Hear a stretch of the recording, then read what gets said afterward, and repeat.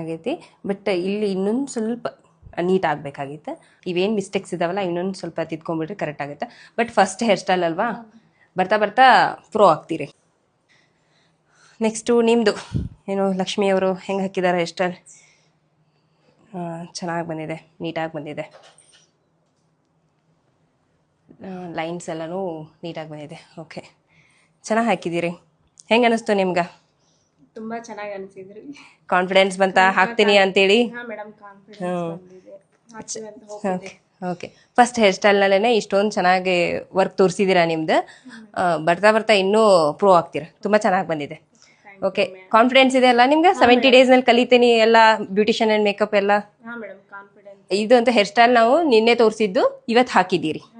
ಎಷ್ಟು ಕಾನ್ಫಿಡೆಂಟ್ ಇದೆ. ಹಾಗಾಗಿ ನೀವು 70 ಡೇಸ್ನಲ್ಲಂತೂ ಕಲಿತೀನಿ ಅನ್ನೋ ಕಾನ್ಫಿಡೆನ್ಸ್ ಅಂತೂ ಇದೆ ಅಂತ ಅನ್ಕೊಂತೀನಿ. ಓಕೆ, ತುಂಬ ಚೆನ್ನಾಗಿ ಬಂದೈತಿ.